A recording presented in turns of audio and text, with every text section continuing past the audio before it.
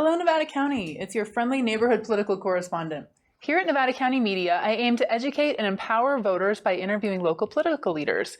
Today, I'm very excited to have Nevada City's own Vice Mayor, Adam Kline. Welcome to my show. Absolutely. Thanks for having me, Mary Jane. So let's just dive right in. So tell me a little bit about your background.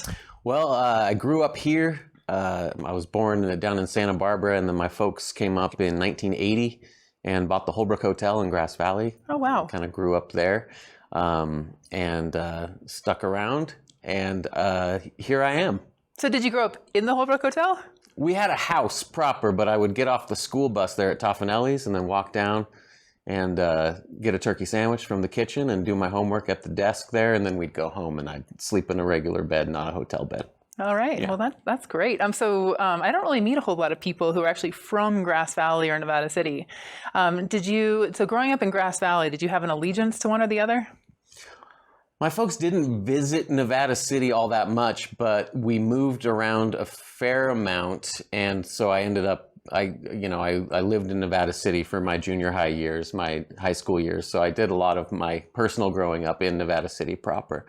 I like both towns. I don't think there needs to be a rivalry, especially because Nevada City is the best of the two. I see. And so you went to NU? Yeah. Okay. And so tell me, what did you get into after you graduated? Did you stay around? Did you go to college locally, or? I did some Sierra College, and I worked at various jobs, mostly, my late teens, early 20s. I was playing music with friends, and that was a key thing. Eventually, I worked at a record store in Nevada City, and then ended up buying that record store with my friend, and had that for a spell. And just kept myself busy with, good, honest work. But yeah, definitely stuck around here, went to the river whenever I could. So you really you stayed? Yeah. Wow, that's so exotic. Yeah, I traveled, I'd go to places, but this was always home for sure. Right. Yeah. So what's that movie about the record store? High Fidelity? Yes. Was it like that? Yes. Wow. Yeah, we were misanthropes and so forth. Wow, that's really cool. Yeah. So thank you. So tell me, what made you run for city council? It's something I'd had in mind for a long time. I'd considered it, and the reason I did it when I did it was my life felt very stable, and I thought, okay, I think I can dedicate the energy and time that would be necessary. And that's kind of a big part of why the timing worked out the way that it did. But it's been on my mind. I'm a political guy, and I've knocked on doors for congressional campaigns and all that kind of stuff. It's a different sensation to go around knocking on doors, telling people, she'd be a great congresswoman, you should support her, here's why, versus going and saying, hey, look at me. That wasn't as comfortable. But I think knocking on doors and meeting the people you'd be serving is a big part of it's an important part of doing this. I'm sure people really appreciated it. So when you thought, okay, I'm going to run for city council, did you have a goal in mind, or did you have something that you wanted to change about Nevada City? I wrote down a list of things that I thought, just to remind myself to focus, because there's always going to be distractions, but these are important things to me.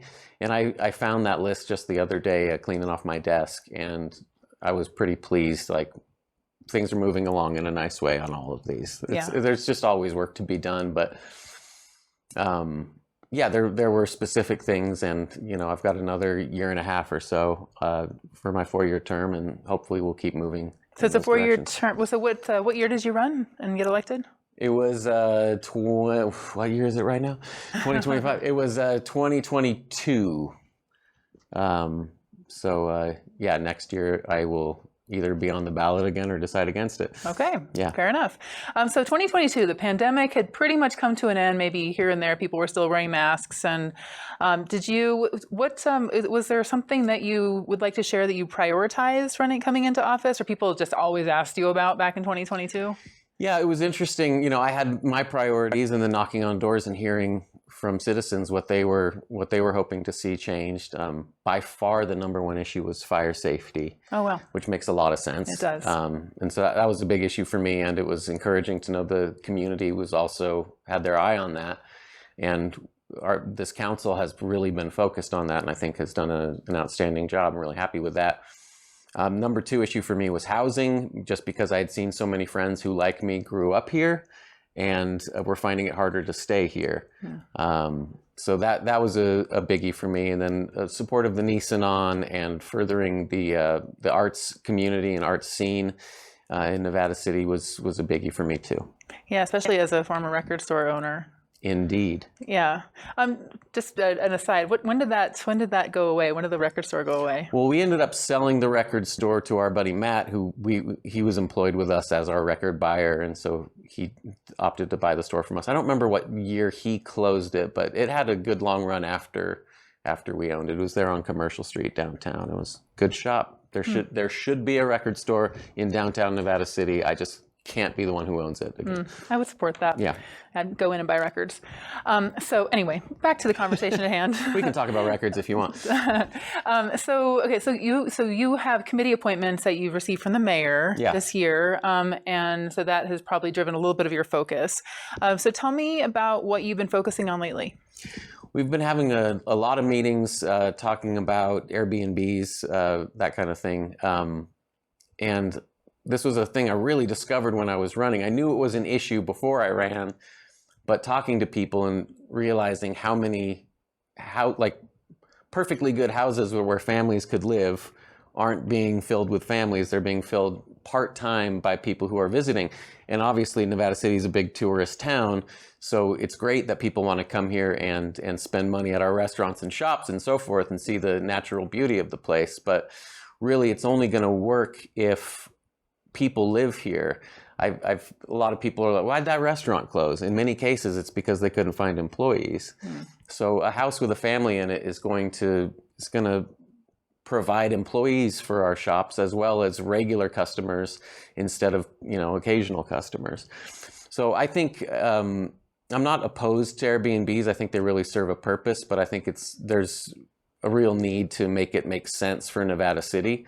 We've been working on that a lot, getting a ton of feedback from the community, and we'll be probably announcing more ideas in that area soon. Okay.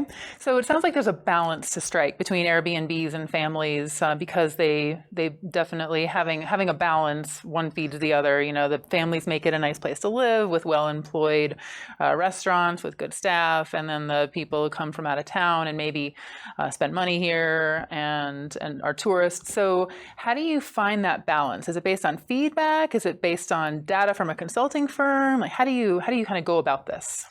Our number one concern has to be the people who live here. And from my personal experience, I'll tell you, when I was late teens, early 20s, I lived in an apartment in downtown Nevada City with my brother and my best friend. And our combined rent was $750. Oh, get out of here. Yeah, exactly. Wow. So, but paying inexpensive rent and working, I was able to save money. I was eventually able to buy my own house. And I wasn't working, these high-powered jobs or anything. It was attainable. And what I've seen now is the idea of someone in their late teens or early 20s living anywhere other than at home with their parents in Nevada City. It's unheard of. It's just harder and harder to be a young person and get that foothold and the dream of home ownership, especially in a town where things are so expensive. So that for me is kind of my North Star, is looking for ways to make it possible for young people to stick around, because a lot of them want to stick around, but it's been so difficult for them to do that. So looking for ways to, workforce housing is a term that's thrown around, but looking for ways for people who want to live and work here to live and work here. That's my priority, rather than people buying their second or third homes in Nevada City. You see what I'm saying? That makes sense. Yeah. And I think that was part of the reason behind Cashin's Fields development. Are there any other developments on the horizon that we can expect? Nevada City proper being only about 2 square miles, there's not a ton of room for that kind of thing. Cashin's Field happened right before I got on the council, and I'm so glad that it did. And it's that kind of thinking that we really need. There are creative ways we can increase the housing stock, and we're definitely looking at those ways. But I don't think anything at the scope of Cashin's, not for a while. And then tell me more. Let's talk about fire safety. Is there anything that people should be aware of that the city council is doing right now in terms of fire? Absolutely. I feel like folks in Nevada City are well aware because the outreach has been great for this. But we had the tax measure that's raised funds for fire mitigation, fire fuels mitigation. And as a wise man once told me, you can never make a place fire safe. You can just make it fire safer. And we've expended a ton of energy and money and personnel making Nevada City fire safer. And I'm really glad about that. And we've got great staff who, new jobs were created for this purpose. And these are just outstanding people that I think a lot of folks in the community have met at this point. And you can ask them questions and they're very knowledgeable and energetic. And the focus put on fire safety has been really encouraging. That's cool. So you also mentioned being interested in the arts and promoting the arts as vice mayor. Other than making it easier for someone to open up a record store, is there anything else you'd like to share? Yeah, because downtown Nevada City in particular has got the historic aspect to it. There's not a lot of interest in changing that up. So the question is, where can we get a little weirder? And that answer is the Seven Hills district over by SPD and the Onyx Theater and so forth.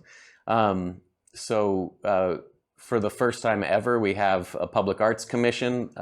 That's probably one of my favorite accomplishments since I've been on the council. So public art previous to this was not legally allowed in Nevada City, which is so bizarre for this kind of bohemian, cool little artsy town. Yeah. And now we have a dedicated public arts commission and murals will start going up before you know it. And Seven Hills is really a place where there's really room to grow in that area. And it's a place that, I've loved Seven Hills for a long time living here. I'm at SPD all the time, the movie theater, and there's great stuff happening in Seven Hills, and now it's going to look more beautiful as well, and I'm very excited about that. Oh, very nice. Yeah. So I know that there's a mural going up next to the Onyx, I think. The Onyx is going to expand, and there will be a mural on the side of the building. Can Sarah Coleman the best. To do that? Yep. The best. Yes, definitely. Any other murals that we should be on the lookout for? Rumored ones, but nothing that I will report right here. Just keep an eye out. You'll see them when you'll see them when they're going up. Okay, sounds good. So you have a city council meeting. How often? It's usually twice a month. It's the second and fourth Wednesdays of every month, except with exceptions for Christmas, Thanksgiving. Sometimes they move to Thursdays if there's a summer nights or Victorian Christmas, that kind of thing. Makes sense. Okay, and what time? 6:30. Okay, and that's at the Nevada City Hall? Yep, right there on Broad Street. And so tell me, what brings people to these meetings? Like, what are some things that you've noticed are bringing people lately? Some people, they'll get fired up about something. They'll show up either to listen or to speak their minds to us, which is part of the process. Housing has been a big one lately. A lot of people showing up for those meetings. We're talking about putting a skate park in near the tech center, and that brought a lot of people in who are interested in getting a skate park. Sometimes if there's global issues that are controversial, they'll show up for those. And sometimes, it does happen that someone will write a letter to the editor of the union, and people will read it and get fired up and then come to the meeting and discover that the person writing to the union didn't have their facts right. And that's always a chance to educate. That was a chance to educate. So speaking of global, I'm sure people have been showing up talking about our presidential administration. People have strong opinions about that. Without a doubt. And you listen to these people who talk about the presidential administration. They have a voice. They have a microphone. They're able to say what they say. Is there anything that your city council is able to do? Like resolutions or anything of the sort? One of the things with just general public comment, and it's just part of the rules, is that we can't really comment on comment unless it's something on the agenda itself. So a lot of times people will show up, speak their mind, which is great, and we just sort of nod, and we can't really react to it in that moment. Obviously, we all live in the city. We think and feel the same things that the people who are showing up are thinking and feeling. We did just pass a resolution in support of our immigrant community because there's been a lot of fear in that community for obvious reasons. And we're able to do things like that. And I'm glad we're the kind of council that is open to doing that. Great. Yeah. Okay, well, I think that's all the questions I really have for you. I think I do want to ask you one more, but we need to cut to a word from our sponsors. Oh, great. Thank you to Stifel Financial, proudly helping individuals pursue financial goals, businesses and organizations raise and protect capital, and communities offer a higher quality of life. To learn more, visit www.stifel.com.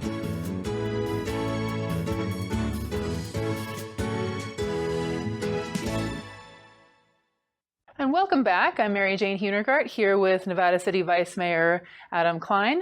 And I just had one more question for you before we wrap up our interview. Sure. I'm getting personal here. What is something in your career that you're especially proud of? In my career, MaryJane, I'm gonna say I'm gonna focus on my artistic career, which in terms of actually paying my bills is not much of a career, but it's the thing I most enjoy. And I'll say that since I was a kid, I've been making music with my friends, and that is without a doubt the thing I'm most proud of. The fact that I still do it despite being elderly is the thing I'm proud of. Elderly. And that is with my friends, because come on, they're the best. I am proud of you as well. I think everybody should do something that they enjoy with their friends preferably, or just create art in the world, and that is a magnificent thing. Thank you. Thank you, MaryJane. Yep. So if you'd like more information about Adam Kline and his work with Nevada City, would please give your email? Sure. It's AdamADAM.Kline, Kline, at nevadacityca.gov. Thank you. And if you'd like more information about the work of Nevada City City Council, you can visit them on the internet as well. And if you have any feedback on this piece, please email me at ncnpolitics@gmail.com. It has been my privilege to be with you today. And remember, when it comes to politics, if you're not at the table, you might be on the menu. Thank you, Nevada City Vice Mayor Adam Kline, and thank you for staying informed, Nevada County. I'll see you soon with another special guest.